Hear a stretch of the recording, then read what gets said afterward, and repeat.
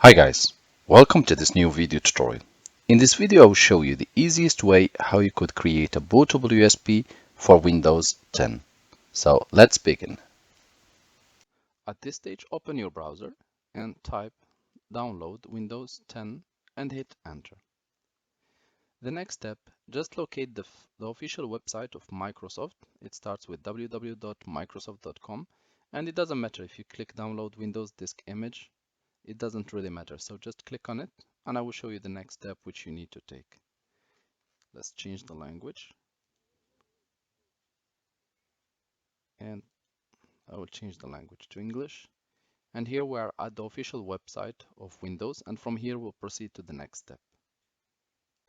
As a next step, scroll down until you find Create Windows 10 Installation Media and click on Download Tool now. Once the tool has been downloaded, click on it to open. Double click on the tool to run. Windows will ask you if you really want to allow the application to make changes to your device. Just click yes and go ahead. Windows will tell you it's getting a few things ready, so you need to be just patient.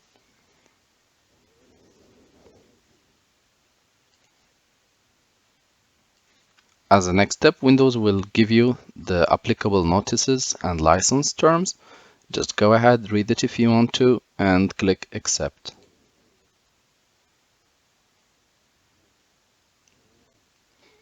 Again, we will wait for a few seconds until the next window or the popped up or the next message.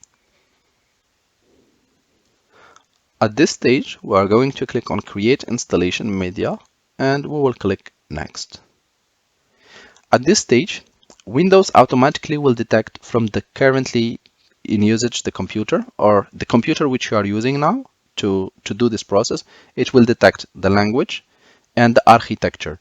So my computer is in English, so here it detected that in English, and the architecture is 64-bit, so it gave me this option. So Windows is telling me in a simplified way, I have detected that you use the English language in your computer. The architecture is 64, so I'm giving you the option to download Windows with this characteristic. If I want it, I just click next. However, if in your case you use a different language or you want Windows with a different language, just use the recommended options for, and here select any other language. That's one. The second thing, for the architecture, some computer comes with 64-bit processor, others they come with 32-bit. So what you have to do, you have either to check the box of your computer or you can check the computer itself. For example, in this case, I'm using this laptop and I want to check the architecture. I will type dxdiag and I will click on it to run. You will wait a few seconds and this little window will pop up. And here I have exactly the operating system.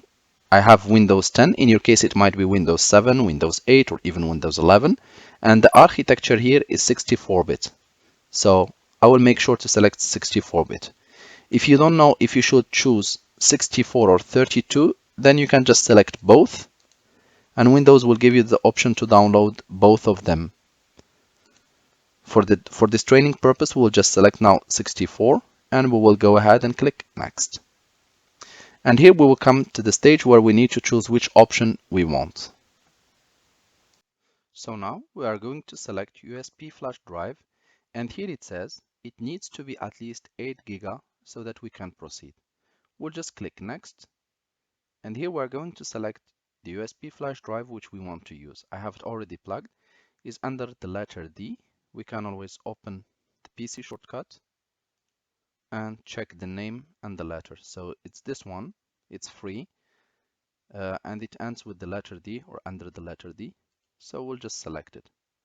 Next step, we're going just to click next, and we will need to wait a few minutes until the whole process is done, and then I will show you the next steps.